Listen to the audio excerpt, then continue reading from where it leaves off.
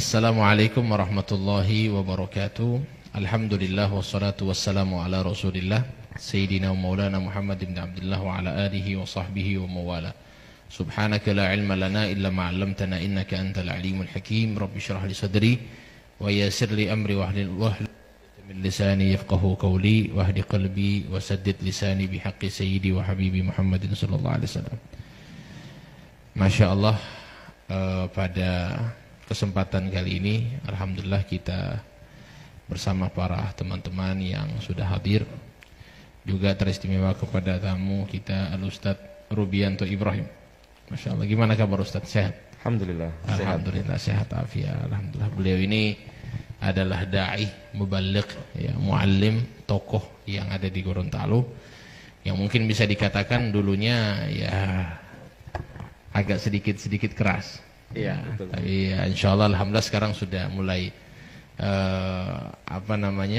mengikuti belajar sehingga beliau alhamdulillah menemukan jalan yang insya Allah menurut beliau ya, dan ini termasuk daripada sawadul a'dham ya. Sawadul a'dham, kebanyakan dari para ulama ambil jalannya, yaitu jalan ahlu sunnati wal jamaah.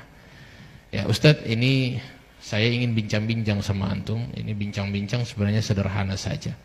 Ya, anak kenal antum mungkin ya tidak terlalu lama, tapi lumayan lama juga sudah kenal antum ketika balik dari Yaman. Nah, ini insya Allah saya ingin banyak bertanya. Dulunya antum ini bukan termasuk dari kelompok ahlu sunnah wal jamaah. Dulu kan antum termasuk dari salafi ya. Betul, iya. Ya, salafi. Salafi. Ya. Ustadz, kira-kira antum pertama dulu antum berapa lama di salafi itu? Kalau saya di salafi itu sejak dari SMEA, SMK Negeri 1. Nah, saya waktu itu kelas 3 SMEA, itu saya bergabung dengan mereka, ikut kajian, sudah mulai hafal juz 30. Setelah itu hampir saya tidak lulus di SMEA itu, karena sudah mulai fokus di pembelajaran mereka. Jadi dari SMEA tahun 98 ya, 98 sampai 2008. Ya. Ustadz, apakah dari pemahaman salafi itu, ini menurut antum ya, apakah ini cikal bakal mungkin bisa membahayakan Indonesia sendiri? Kalau kita melihat bahwa salafi ini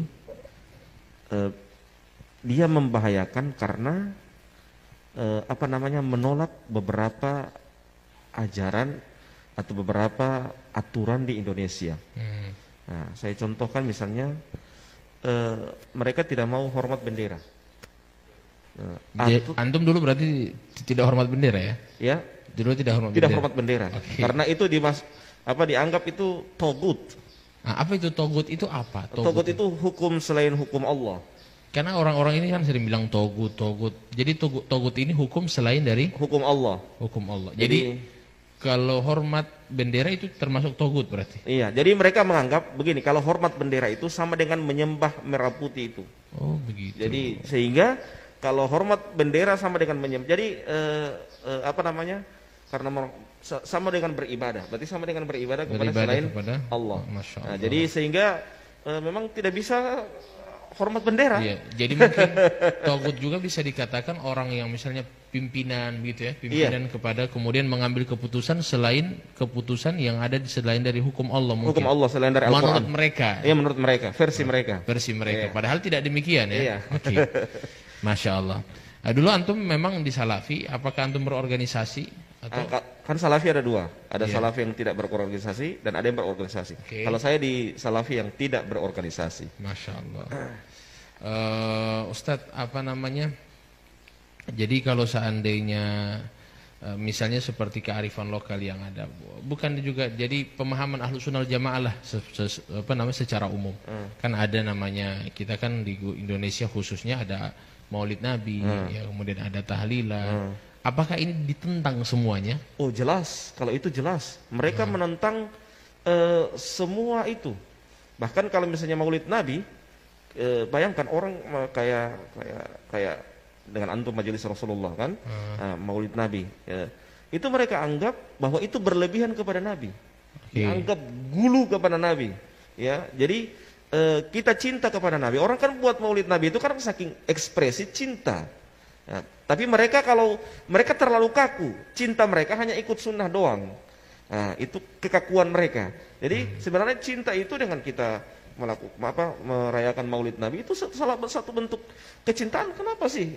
Bahkan ulama-ulama di Mesir saja, di Yaman, ya, mereka membaca kitab Syama'ilul Muhammadiyah satu malam full, ya, dengan teknis seperti sama dengan di Gorontalo, ya, ada di Kili, kan cuman teknisnya yang berbeda. Kalau di Mesir pakainya bahasa Arab, kita di Gorontalo pakai bahasa Gorontalo, ya, beda. Jadi cuman teknis saja. Tapi mereka malah membid'ahkan itu. Ya, mereka menganggap itu adalah hal-hal yang yang tidak ada dalam syariat Islam. Itu begitu juga tahlilan. Tahlilan mereka anggap itu bukan dari syariat Islam karena mereka bilang hak kepada mayat itu cuma memandikan, mengkafani, menguburkan, menyolati. Ya, itu saja. Jadi mereka bilang kalau misalnya tambah dengan mentahlilalkan itu tidak dianggap bagian daripada hal itu. Itu kan hukum yang dibahas ini masuk bab ihdas sawab, memberikan hadiah pahala kepada si mayit. Padahal mengirim pahala. Iya. Jadi Ustadz kan ini pemahaman Salafi Wahabi, ini saya tahu. Wallahu a'lam, mungkin antum lebih tahu lah. Kan mengkafirkan ada membid'ahkan, ya, mengatakan saudara muslim itu syirik atau musyrik lah. Musyrik ini orang menyekutukan Allah dengan sesuatu, ya, selain Allah. Nah, ini kalau menurut saya, ini kan ketika sudah dibilang kafir, ya, apakah menurut antum juga sama? Kan kafir, berarti sudah kafir, berarti sudah ini sudah bukan saudara saya berarti. Karena sudah kafir dia. Ya, apakah itu juga bisa membahayakan? Karena mungkin antum pernah dengar, pertama itu kan tafkir. Ya, tafkir itu adalah pemikiran. Kemudian setelah itu takfir, mengkafirkan. Kemudian tafjir, pemboman, ya kan? Jadi ini mungkin ya step by step, ya. Satu persatu. Artinya kita mungkin, karena memang beberapa kitab, Ustadz minta maaf ya, seperti di Yaman itu kan ada namanya Kitabut Tauhid. Itu yang kami pelajari, itu yang kami lihat, Kitabut Tauhid ini dipelajari sama ISIS yang ada di Yaman. Masya Allah. Dipelajari sama Al-Qaeda yang ada di Yaman. Sama juga dengan dan antum mungkin pelajari juga kitab itu kan? Iya, pernah. Ustadz pelajari kitab itu. Kira-kira kitab itu yang dipelajari oleh antum dulu, ya, itu ada enggak mengkafirkan orang? Dalam kitab tauhid itu mensyirikan orang. Ada. Jadi kemungkinan besar, ya, ketika mereka ISIS pelajari kitab itu, mereka langsung berpikir, ini kafir, bunuh sudah, darahnya halal kalau begitu. Ini kira-kira menurut antum bisa membahayakan memang. Antum dulu ketika lihat kayak kita begini, antum benci enggak? Oh iya, itu yang saya ingin mau ungkap, ya. Mohon maaf, Habib. Dulu ini Habib ini, saya anggap ini ahlul bid'ah semua, Pak. Pembawa syirik, pembawa ajaran, mohon maaf ya. Dan alhamdulillah saya kadang itu kalau melihat kilas balik kadang saya menangis dan kadang saya juga tertawa, ya, agak lucu memang. Karena apa? Karena saya anggap dulu itu memang namanya juga didoktrin, dogmatis, ya.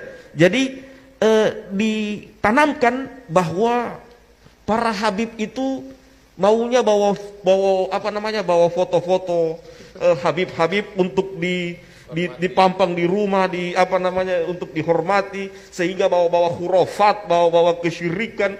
Saya ketika ketemu sama Habib Salim, ya, Masya Allah, dialognya lebih amanah Habib Salim dibanding mereka. Ya, saya contohkan misalnya ada beberapa masalah, saya contohkan, walaupun Habib Salim tidak sepemahaman itu, Habib Salim paparkan sama saya. Walaupun itu bukan pemahaman Habib Salim, itu menunjukkan bahwasanya Habib Salim ini orang yang amanah dalam menyampaikan, sekalipun itu bukan pemahaman beliau, tetapi beliau sampaikan. Tapi kalau mereka tidak, yang mereka sampaikan hanya pemahaman mereka. Ketika yang berbeda dengan mereka tidak sampaikan. Ini kan tidak amanah. Ya, itulah sehingga sangat membahayakan. Mereka mendoktrin anak buahnya, orang yang berbeda. Jangankan dulu orang yang berbeda saja sudah dianggap itu syubhat. Syubhat itu hal yang mengkhawatirkan. ciri-ciri, ada cikal bakal menjadi orang sesat. Nah, kalau sudah agak naik sedikit tingkat kebenciannya, ya, maka sudah dihukumi bahwa orang ini ahlul bid'ah, tidak layak duduk dengannya, tidak layak bersanding begini, taklim sama-sama, tidak layak makan bersama, tidak layak tidur bersama, ya. Kemudian kalau sudah saya misalnya ziarah kubur sama-sama dengan Habib Salim, sudah dianggap pencinta kubur lah, jadi kuburiyun, ya, sehingga apa namanya dianggap penyembah kubur lah. Kalau sudah dianggap penyembah kubur berarti sudah sama dengan musyrik, ya, seperti itu. Ya, itulah kenapa sampai, dan alhamdulillah, dan memang di sana sebelumnya itu memang saya lihat analisa dan nalar itu mati, ya, sehingga ketika apa yang disampaikan oleh guru ditelan mentah-mentah, ya, karena apa? Guru kan membungkus bahwa itu mereka punya dalil, bahwa dengan dalil. Jadi dalil mentah yang mereka keluarkan, kita sebagai murid sami'na wa ata'na. Analisanya tidak jalan, mati semuanya analisanya. Nalarnya juga tidak jalan, mati semuanya. Jadi seakan-akan guru ini seperti nabi yang tidak boleh dikritisi perkataannya, ya. Jadi, sehingga seperti itulah. Jadi ketika saya mulai diskusi, ya, itulah mulai saya sudah termasuk ketemu dengan Habib Salim. Itu alhamdulillah sudah mulai terbuka cara pandang saya, dan sudah mulai menganalisa, pulang di rumah juga mulai menganalisa. Ternyata orang-orang yang selama ini yang saya tuduh ahlul bid'ah, yang saya tuduh tukang mengajarkan kesyirikan kepada saya, ya, ternyata mereka lebih ilmiah dan lebih amanah dibanding mereka. Nah, Masya Allah, luar biasa, berapi-api ini kayaknya ini beliau. Ya, jadi memang Ustadz, kira-kira mungkin doktrin-doktrin yang mereka lakukan itu apa saja? Antum kan tahu kan bagaimana mereka, antum ketika hadir di halaku, sehingga para murid itu, para orang-orang yang hadir di majelis taklim mereka itu, kalau melihat kami tidak ada senyum. Bagaimana mereka itu mendoktrin sampai sedemikian gitu loh. Begini, kenapa mereka tidak ada senyum? Mereka pakai hadisnya Ka'ab bin Malik yang meninggalkan perang Tabuk. Oke. Ya, diboikot orangnya ya. Diboikot orangnya karena meninggalkan perang Tabuk. Jadi mereka mengkiaskan bahwa ini ahlul bid'ah sama dengan orang yang meninggalkan perang Tabuk. Jangan diajak bicara, jangan disalami, ya. Dan bahkan mereka pakai perkataannya siapa namanya? Fudail bin Iyad. Barang siapa yang membantu ahlul bid'ah, berarti dia sama dengan membantu menghancurkan Islam, ya. Ada beberapa perkataan itu yang jadi cara doktrin mereka mungkin barangkali ketika hadir di halakum, mereka tidak mau murid-murid yang hadir itu hadir di majelis lain, ya. Iya, gitu. tidak bisa hadir di majelis lain. Jadi kalau hadir di majelis lain sudah mulai disitulah saya mulai dicurigai seperti itu. Saya mulai diboikot, saya mulai tidak diajak bicara, tapi saya tetap datang. Gimana kabar? Sekalipun mereka, saya memang sudah rasa bahwa mereka itu sudah tidak lagi dengan saya. Tapi saya, namanya juga ukhuwah, tetap saya jalin. Masya Allah, itulah bedanya. Ya, kita diajarkan di sini. Ya, saya di NU diajarkan bagaimana ukhuwah dengan baik di majelis Rasulullah, bagaimana juga ukhuwah diajarkan dengan baik. Ya, itulah sehingga tidak pernah ada kebencian kepada mereka. Sekalipun mereka benci sama saya karena saya sudah dicap ahlul bid'ah. Kadang mereka tanya sama saya, Ustadz bagaimana hukum ini? Saya tanya balik. Ente bisa terima anak punya jawaban karena anak ini di mata antum sudah ahlul bid'ah. Jadi seperti itu. Oke, mungkin ada pertanyaan sampai. Ya, terima kasih. Dari penyampaian tadi sangat menarik, ya, dari perjalanannya Pak Ustadz Robi. Mungkin pertanyaan saya lebih ke dalam ini mengenai gimana langkah-langkah Ustadz dalam menangani radikal di Gorontalo sendiri. Iya. Kalau saya, saran saya, pertama, ustadz Nusantara semua harus turun. Jadi harus turun. Kayak di Jawa itu, ustadz Nusantara semua turun. Ya. Jadi, dan orang-orang yang berwatak-watak radikal seperti itu tidak bisa dikasih tempat di organisasi-organisasi resmi. Ya, seperti MUI tidak boleh. Ya. Karena itu mereka jadikan tameng, ya, bahwa lihat, Anda tuduh saya sesat, loh, tapi saya di MUI, berarti MUI itu Anda anggap sesat, ya. Jadi mereka bersembunyi di organisasi resmi seperti itu, sehingga mereka seakan-akan tidak dianggap sesat. Sehingga dan juga mereka sepak terjang mereka lebih leluasa untuk menyebarkan pemahaman mereka, dan mereka anggap itu adalah ajaran yang benar dan dipahamkan kepada masyarakat bahwa itu adalah ajaran yang benar. Padahal mereka secara step by step mereka mengajarkan kebencian kepada orang yang berbeda dengan mereka. Ya, jadi kalau orang yang berbeda dengan mereka, walaupun masih ada koridor macam kayak kita ikut mazhab Syafi'i, karena mereka mazhab Hambali, mereka tanamkan kebencian kepada murid-murid mereka untuk benci kepada kita. Kita ikut mazhab Syafi'i, ya. Jadi seperti hanya beda mazhab saja, mereka tanamkan kebencian. Apalagi kalau masalah yang sudah berbicara Asy'ariyah, ya, masalah akidah, pemahaman. Jadi mereka sudah tidak bisa menerima lagi. Masalah saja mazhab mereka tolak, apalagi masalah yang lebih tinggi dari itu. Jadi kalau saran saya pertama, ulama-ulama Nusantara harus gencar di berbagai macam lini, di media, kemudian juga di taklim harus juga rutin. Yang kedua, mereka jangan diberikan tempat untuk di organisasi resmi seperti itu. Yang ketiga, memang harus di cara bertanyanya, melihat radikalisme atau tidak, kita tanya bagaimana hukum Anda, menurut Anda tentang Maulid Nabi. Kayak Habib Salim tanya sama saya, bagaimana hukum menurut Anda tahlilan?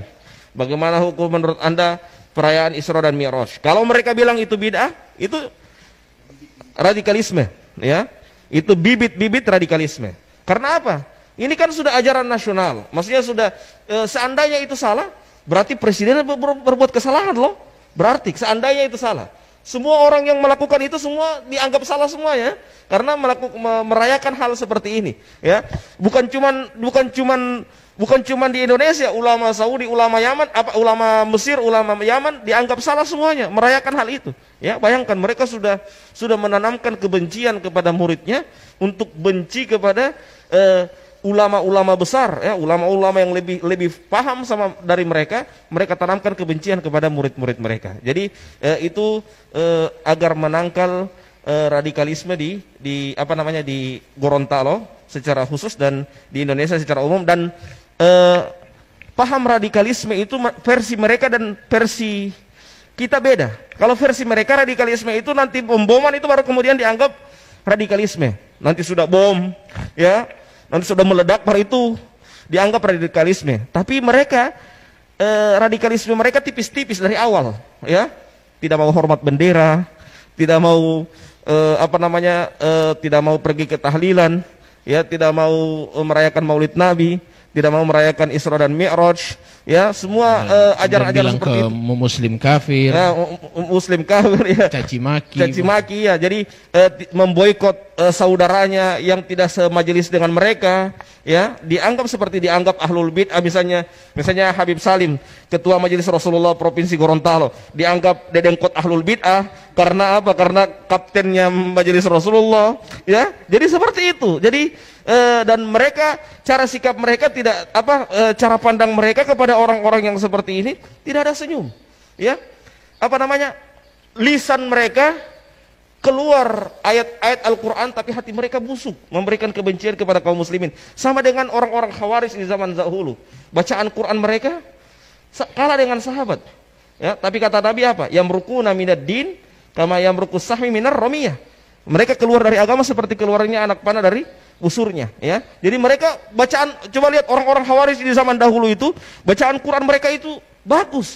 Sama dengan mereka. Coba lihat kalau mereka ceramah, dalil. Tapi setelah itu prakteknya apa? Mereka benci kepada orang yang berbeda dengan mereka. La ilaha illallah. Ini sangat berbahaya dengan pemahaman seperti ini. Masya Allah. Luar biasa, semakin lama semakin hangat kayaknya perbincangan.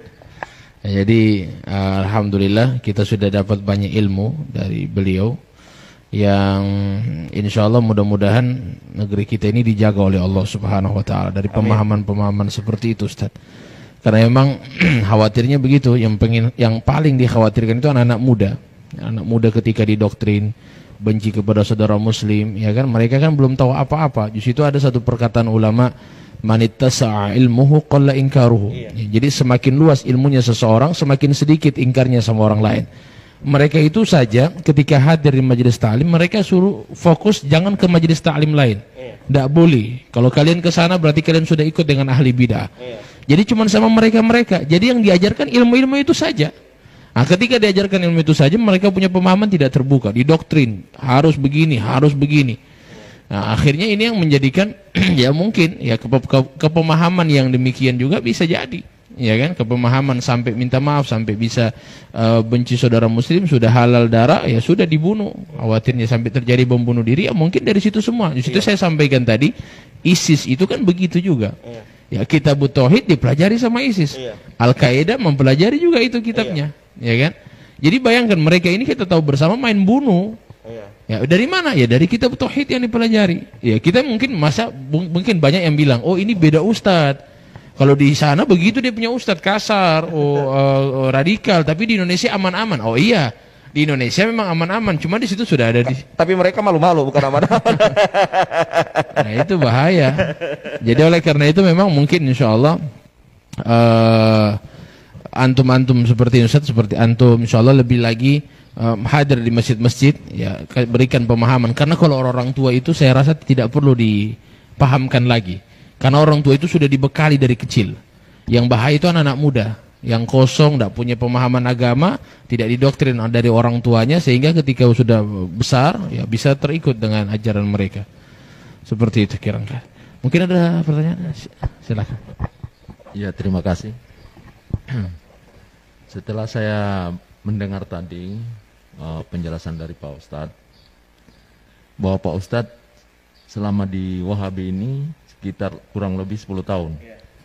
Jadi pertanyaan saya di sini, kira-kira apa tujuan utama daripada mereka Wahabi ke Indonesia, khususnya ke Gorontalo? Itu tujuan utama. Kemudian dalam penyebaran ini membutuhkan dana. Kira-kira dananya ini dari mana saja, Pak? Terima kasih, Pak Ustadz. Kalau target mereka itu pertama, target mereka itu mereka mencari masa dengan sebanyak-banyaknya. Jadi mereka membuat taklim di mana-mana. Setelah mereka membuat taklim di mana-mana, ya mereka sudah mulai banyak masa. Bahkan mereka kadang di kepolisian juga ada, ya, ada namanya PCS, Polri Cinta Sunnah, ya, itu organisasi mereka, Polri Cinta Sunnah.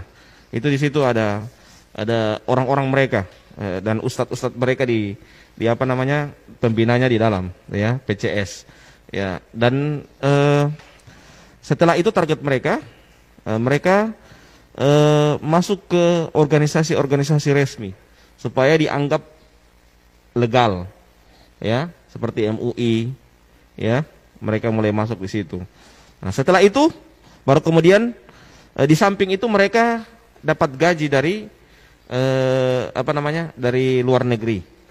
Mereka dapat gaji kurang lebih 20 juta satu bulan, ya, 20 juta satu bulan. Iya, per orang, per ini ya, per dai-nya mereka. Iya, jadi ada per provinsi, satu provinsi itu satu orang, ya, satu orang dapat gaji, dan itu mereka dievaluasi, ya. Dan apa namanya, kalau di NU yang dari Timur Tengah itu cuman organisasinya namanya Robitoh, ya, itu NU punya, ya, itu muassasah. Tapi kalau mereka selain dari Robitoh, jadi selain dari Robito ada beberapa yayasan itu yang mendanai mereka. Jadi jangan heran ada TV-TV mereka tanpa iklan semakin hari semakin besar, ya. Sekolah-sekolah mereka tanpa bantuan tiba-tiba langsung besar. Dari mana dana seperti itu? Jadi mereka punya dana memang demikian. Dan sering tiap tahun kadangkala ada orang-orang yang dari luar negeri mereka undang, lihat tanah ini, lihat tanah ini, lihat tanah ini. Dan itu tiba-tiba langsung ada pembangunan yang bertingkat-tingkat dan juga alat juga kamera yang cukup besar, ya, dan lebih tinggi kualitasnya dari Indonesia, karena memang mereka sudah diberikan bantuan seperti itu. Saya kemarin ditawarkan beberapa 10 tahun yang lalu ya, ditawarkan bagaimana Ustadz Robi kalau antum mau kami belikan kamera dan nanti bawa ke Gorontalo untuk dakwah di sana. Ya, tapi saat itu saya bicarakan sama istri saya, sehingga istri saya tidak setuju karena sudah ada sudah tercium bahwa itu adalah doktrin, termasuk doktrin untuk mengajak saya untuk agar jangan terlepas dari mereka. Ya, jangan terlepas dari mereka. Dan alhamdulillah setelah itu saya setelah itu saya dengan bertambahnya tahun saya masuk ke grup Bahsul Masail NU. Di situ mulai cakrawala saya mulai terbuka. Ya, di samping itu juga saya ketemu dengan orang-orang Gorontalo, termasuk Habib Salim, ya, diskusi, ya, termasuk juga ada teman saya yang di Jawa yang pernah juga duet sama Habib Salim, namanya Ustadz Zulfikar Harun, ya, itu diskusi. Itu kalau dengan Zulfikar Harun sampai panas telinga saya, diskusi lewat telepon 2 jam masalah itu, ya, 2 jam sampai panas telinga saya diskusi masalah ini, ya. Dan alhamdulillah lewat itu mulai saya terbuka cakrawala saya. Dan kenapa sampai saya harus langsung tegas untuk keluar? Beberapa hal yang saya dapatkan itu suatu kerancuan. Di antaranya mereka memalsukan beberapa kitab. Ya, mereka memalsukan. Bayangkan, ada di situ di kitab itu bab ziarah kubrin Nabi. Mereka hapus itu kubri. Jadi bab ziarah Nabi. Ya, jadi dipalsukan kitabnya sampai demikian. Bayangkan, ziarah kubur Nabi dihapus kubrinya, ya, cuman ziarah Nabi yang ditulis. Yang mulai dari situ saya mulai, Allah, berarti ada hal yang rancu ini. Yang kedua, mereka menanamkan kebencian yang tidak disukai oleh gurunya, bukan tidak disukai oleh syariat. Jadi gurunya, kayak orang-orang munafik yang kata Allah dalam Al-Quran, yastakhfuna minan nas wala yastakhfuna minallah. Ya, mereka hanya takut sama guru mereka, tapi tidak takut kepada Allah. Ya, jadi seperti itu. Harusnya kan kalau dalam Islam itu apa yang dilarang oleh Allah itu yang kita takut. Jangan malah justru takut kepada manusia dalam artian hanya takut sama guru mereka. Jadi siapa, misalnya saya sebagai guru, saya marah sama si A, semua murid-muridnya harus marah sama si A. Seperti ini misalnya, Habib Salim dulu saya anggap misalnya didoktrin ke saya bahwa Habib itu ahlul bid'ah, dedengkot ahlul bid'ah. Saya harus benci sama Habib Salim. Kalau tidak benci, berarti saya juga dikhawatirkan kena syubhat dari Habib Salim dan jadi ahlul bid'ah juga. Jadi ditanamkan kebencian seperti itu kepada murid-muridnya agar membenci apa yang dibenci oleh gurunya. Ini sangat berbahaya sekali pemahaman-pemahaman seperti ini. Naam. Ya, luar biasa ya, sudah insyaallah. Mudah-mudahan perbincangan kita ini sebenarnya masih banyak Ustadz ya. Hanya saja intinya memang semuanya yang antum sampaikan tadi insyaallah bisa kita fahami. Ya, ternyata memang pemahaman yang benar adalah yang menjadi sawadul a'zam. Ya, sawadul a'zam ini mayoritas. Karena kata Nabi SAW, la tajtami'u ummati ala dhalal. Tidak mungkin umatnya Nabi Muhammad itu berkumpul dalam kesesatan. Ya, kita kan mayoritas, jadi tidak mungkin umat Nabi itu mayoritas kemudian sesat, tidak mungkin. Ya, kita kan alhamdulillah mayoritas. Jadi insya Allah kita tidak bertentangan dengan Nabi. Ya, kalau seandainya mereka katakan kita sesat, berarti mana yang betul? Nabi atau ente? Iya kan? Nabi atau kamu yang benar? Jadi antara dua saja. Kalau bukan Nabi yang salah ente benar, atau ente yang salah Nabi benar. Cuma dua itu saja. Karena tidak mungkin dua-dua benar. Iya kan? Nah, maka oleh karena itu insya Allah mudah-mudahan ini membuka pemahaman kita, dan insya Allah dakwah-dakwah seperti ini yang harus kita sampaikan kepada para pemuda. Dan insya Allah kita tetap juga memiliki teknik-teknik ya masing-masing. Misalnya Ustadz Robi punya cara dakwah seperti itu, dan memang langsung menyerang kepada mereka supaya mereka sadar.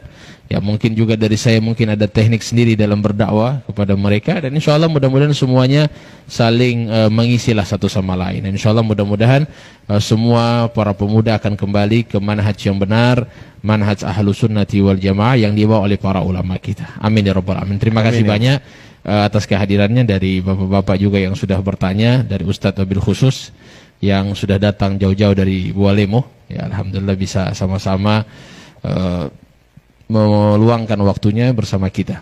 Ya, terima kasih banyak dan mudah-mudahan barokah dan manfaat. Billahi taufiq wal hidayah. Assalamualaikum warahmatullahi wabarakatuh. Waalaikumsalam warahmatullahi wabarakatuh.